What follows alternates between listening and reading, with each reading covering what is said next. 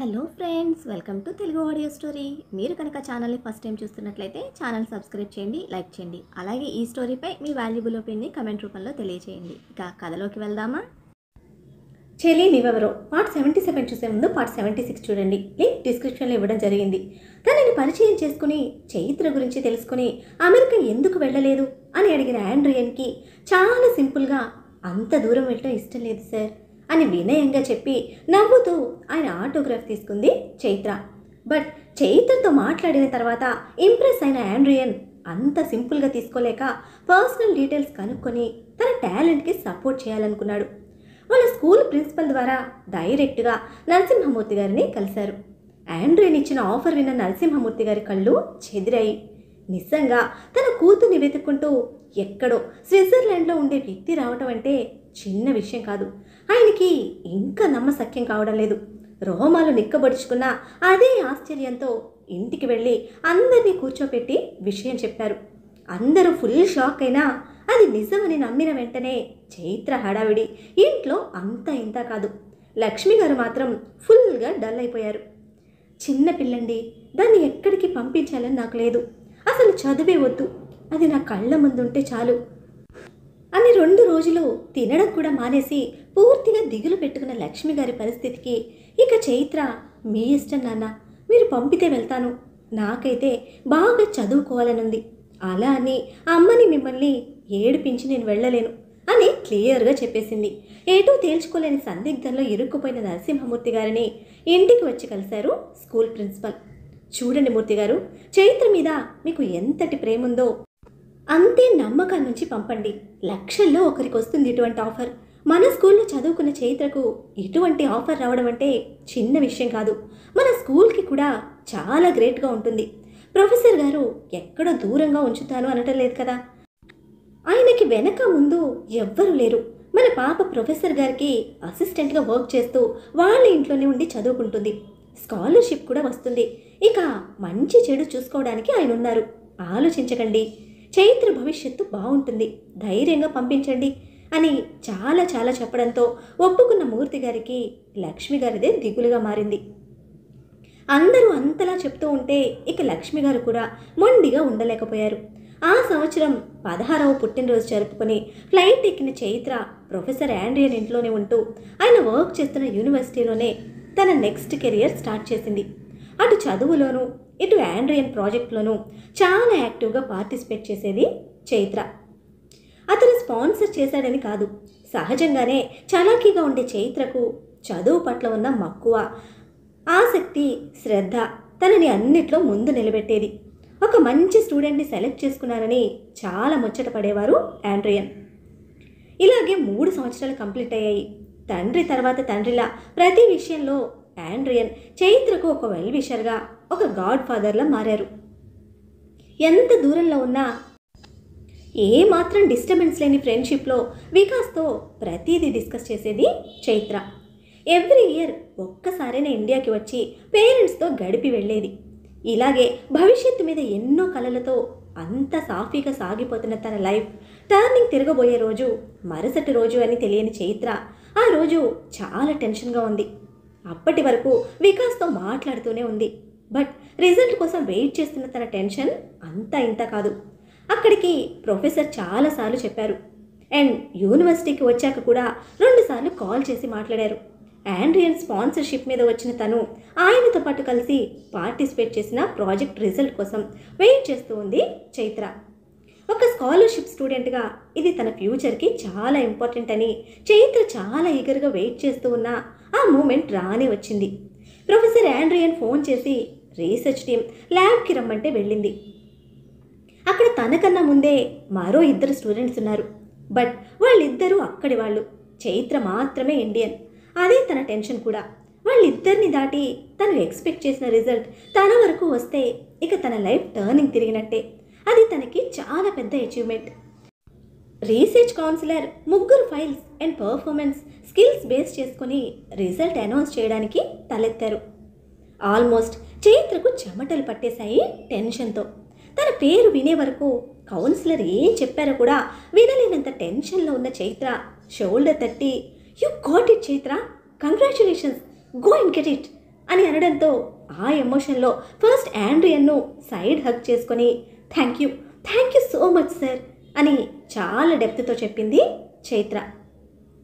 పట్టరాని సంతోషంతో కళ్ళు తడి తెరులుతూ ఉంటే గట్టిగా కళ్ళు మూసుకొని తెరిచి తన ఎమోషన్ కంట్రోల్ చేసుకుంటూ మాడిపోయిన ముఖాలతో ఉన్న ఆ ఇద్దరు స్టూడెంట్స్ని దాటుకొని తను సాధించిన సర్టిఫికెట్ తీసుకుంది చైత్ర.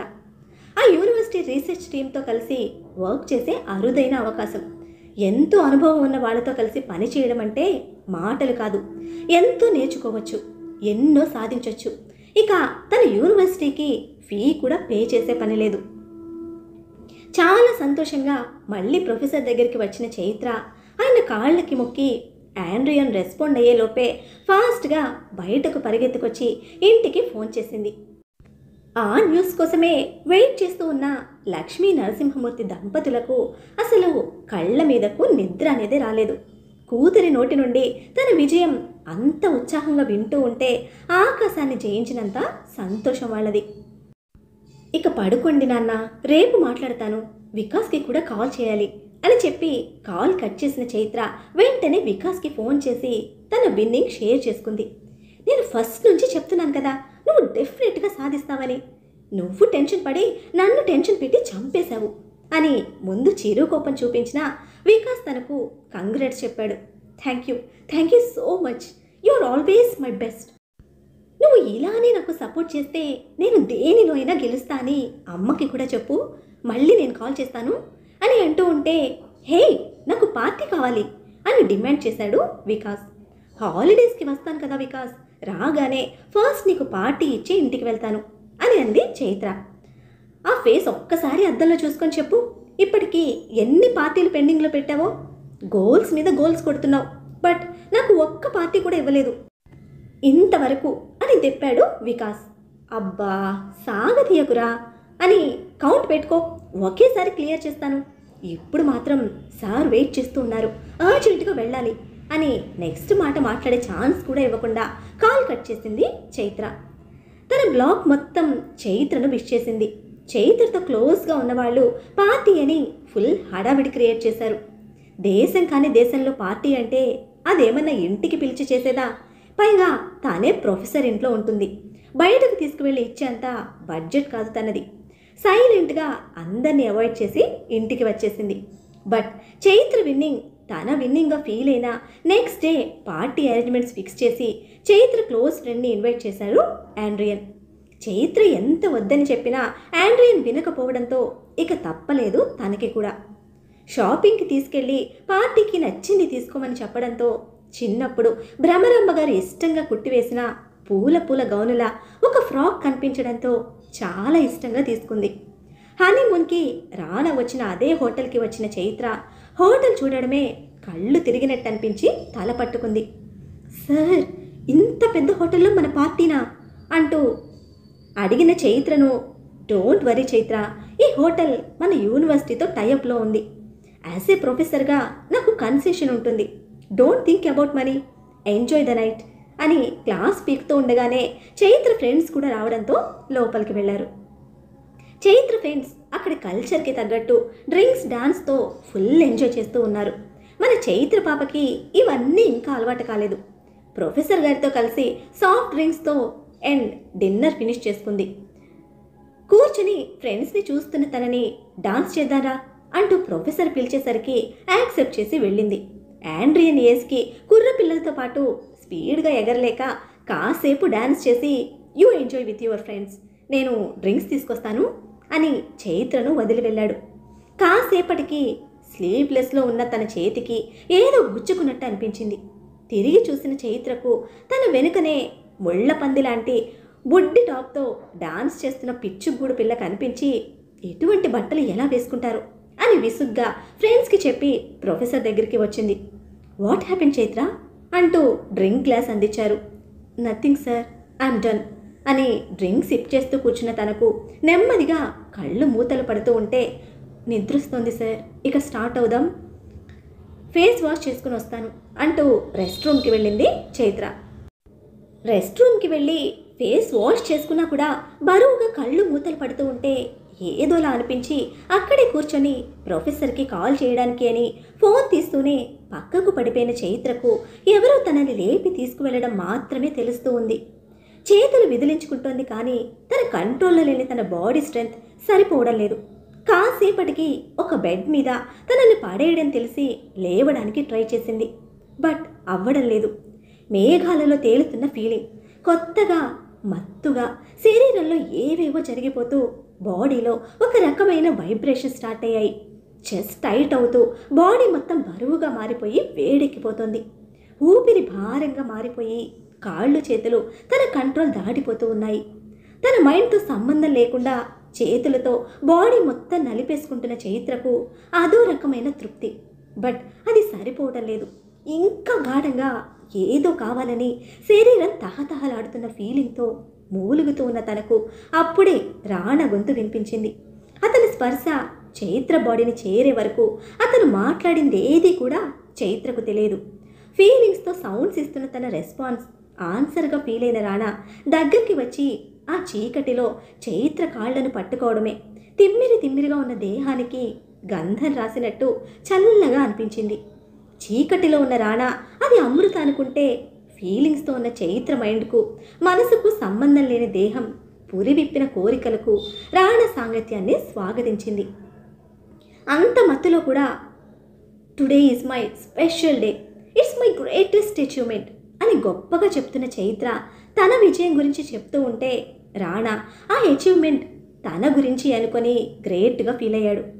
ఎవరో స్వార్థానికి, ఇంకెవరో పంతానికి, ముందు వెనక ఆలోచించని మూర్ఖుల మూర్ఖత్వానికి ఇద్దరి జీవితాలు ఆ రాత్రి అలా కలిసిపోయాయి. మార్నింగ్ తన సిచ్యుయేషన్కి భయపడిపోయిన చైత్ర ఇంటికి రావడమే ఏం చెప్పాలో ఎలా చెప్పాలో కూడా తెలియని సిచ్యుయేషన్లో ఆండ్రియన్ని పట్టుకొని బోరున ఏడ్చేసింది. ధైర్యం చెప్పి వెంటనే తనకు తెలిసిన లేడీ డాక్టర్ను ఇంటికి పిలిపించి ట్రీట్మెంట్ ఇప్పించారు. అదే టైంలో రిసెప్షన్లో ఉన్న రాణా ఫేస్ మీద చైత్రకిచ్చిన గోటి గుర్తులు, పంటి గుర్తులు అద్దంలో చూస్తూ మరింత ఉద్రేకపడి, జస్ట్ అట్రాక్షన్, పడుకుంటాను అని ముందే చెప్పొచ్చు కదా, దానికి ప్రేమ అని పేరు పెట్టి పెళ్లి వరకు వచ్చి నన్ను ఎందుకు మోసం చేశావు అంటూ అద్దం పగలగొట్టి చేతికి గాయం చేసుకున్నాడు రాణా. అక్కడితో ఆగకుండా అద్దు అదుపు లేని కోపంతో కనిపించినవన్నీ ధ్వంసం చేస్తూ ఉన్నాడు. చైతన్యను ట్రీట్ చేసి డ్రగ్ ఎఫెక్ట్ అని కన్ఫర్మ్ చేసిన డాక్టర్ పోలీస్ కంప్లైంట్ ఇమ్మని సజెస్ట్ చేసి వెళ్ళిపోయారు. ఒళ్ళంతా రాణా చేసిన గాయాలు, కలయికతో ఏర్పడిన నొప్పులు, పచ్చి పుండులా ఉన్న శరీరంతో అస్సలు ఇంటికి ఎలా వచ్చిందో కూడా తనకే తెలియదు. ఇప్పుడు మాత్రం కళ్ళు తెరిచే స్థితిలో కూడా లేదు చైత్ర. డాక్టర్ ఇచ్చిన ఇంజెక్షన్ స్పృహలో లేని తనని అడగకుండా ఏది చేయకూడదని ఆండ్రియన్ వెయిట్ చేశాడు. ఈ గ్యాప్లోనే రాణాను కాప్స్ తీసుకువెళ్ళటం, అటు నుంచి విష్ణువర్ధన్ ఇంటికి తీసుకువెళ్ళడం జరిగిపోయింది. నెక్స్ట్ డే చైత్రతో మాట్లాడి కంప్లైంట్ ఇద్దామనుకున్న ఆండ్రియన్ మాటకి ముందు భయపడింది తను. చదువు కోసం ఇంత దూరం వచ్చి జీవితం పోగొట్టుకున్న తన సిచ్యుయేషన్ అమ్మ నాన్నకు తెలిస్తే అల్లాడిపోతారని మౌనంలో ఉండిపోయిన చైత్ర వెంటనే రెస్పాండ్ కాలేదు. ఈలోపు రాణా ఇండియాకి వచ్చేశాడు. ఒకవేళ అక్కడే ఉన్నా ముఖ పరిచయం కూడా లేని వాళ్ళిద్దరికీ ఒరిగేది ఏమీ లేదు. బట్ తనకి డ్రగ్ ఇచ్చి తన జీవితాన్ని నాశనం చేసిన వాడు తప్పించుకోవడానికి వీల్లేదు అని నెమ్మదిగా ధైర్యం తెచ్చుకొని ఆండ్రియన్తో కలిసి ఫస్ట్ హోటల్కి వచ్చింది చైత్ర. అయితే పవర్ ఫ్లక్చుయేషన్ వల్ల చిన్న క్లూ కూడా దొరకలేదు. సీసీ ఫుటేజ్లో ఎక్కడ ఎటువంటి రికార్డింగ్ లేదు. అండ్ మత్తులో ఉన్న చైత్రకు అట్లీస్ట్ రూమ్ నెంబర్ కూడా తెలియదు. పర్సన్ ఫేస్ చూడలేదు. Then how could be support ma'am? మీరు ఏదైనా చెప్పగలిగితే మేము సపోర్ట్ చేస్తాము అని ఆండ్రియన్ ఇన్ఫ్లుయెన్స్ మీద పర్సనల్గా రిక్వెస్ట్ చేసినా ఎటువంటి ఇన్ఫర్మేషన్ లేకుండా ఏమీ చేయలేమంటూ మేనేజ్మెంట్ చేతులెత్తేసింది.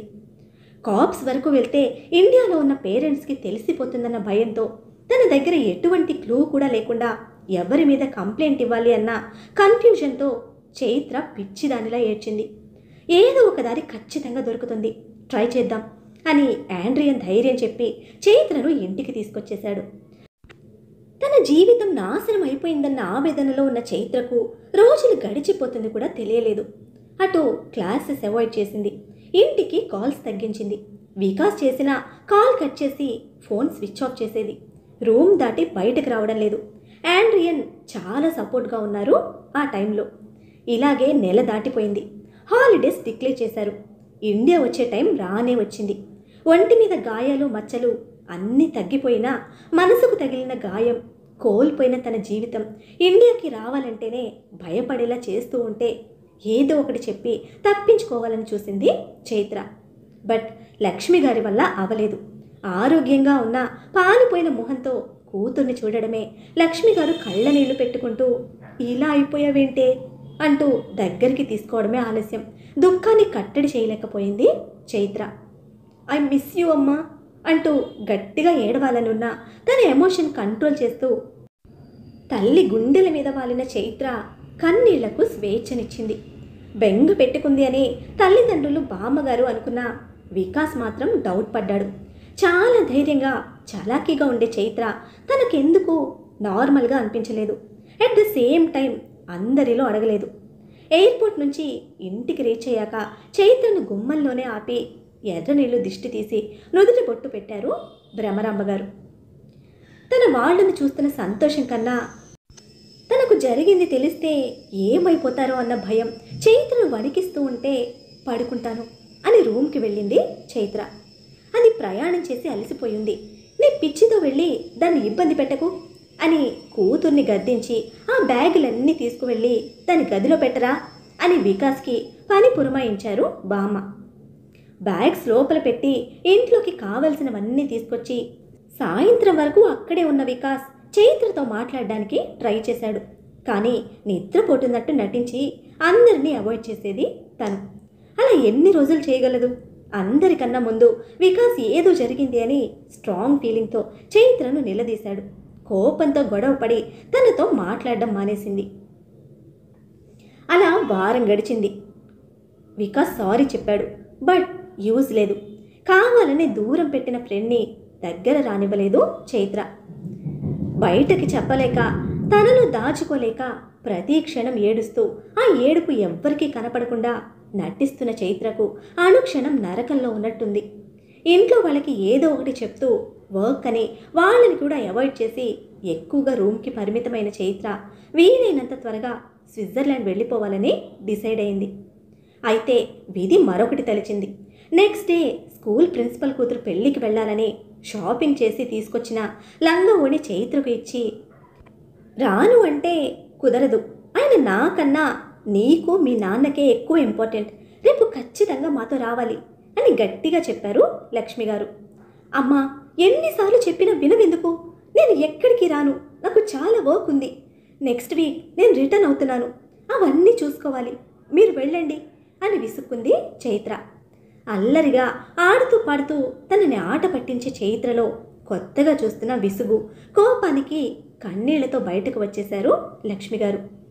ఏమైంది అని అడిగితే జరిగింది చెప్పిన భార్యను చాలా కష్టపడుతోంది, ఈ టైంలో అలానే ఉంటుంది, అవన్నీ మనసులో పెట్టుకోకు, నేను వెళ్ళి మాట్లాడతాను అని సముదాయించి చైత్ర దగ్గరికి వచ్చిన మూర్తి గారు, ఆయన మనకి సపోర్ట్గా ఉన్నారని కాదురా, నువ్వు ఇండియాలో ఉండి కూడా పెళ్ళికి రాకపోతే చాలా బాధపడతారు, నీ మీద ఆయనకు ఒక ప్రత్యేకమైన అభిమానం ఉంది, వెళితే అందరినీ చూసినట్టుంటుంది, వాళ్ళు కూడా సంతోషపడతారు అని చెప్పారు మూర్తి గారు. మరి ఇప్పుడు చైత్ర ఫంక్షన్కి వెళ్ళడానికి ఒప్పుకుంటుందా? వికాస్ చైత్ర దగ్గర నుండి జరిగింది ఎలా తెలుసుకుంటాడు? హోటల్కి వెళ్ళినా అక్కడ కూడా రాణా గురించి ఏం తెలుసుకోలేకపోయిన చైత్ర తర్వాత రాణాను ఎలా కనిపెట్టగలిగింది? తెలుసుకోవాలంటే నెక్స్ట్ ఎపిసోడ్ని ఫాలో చేయండి.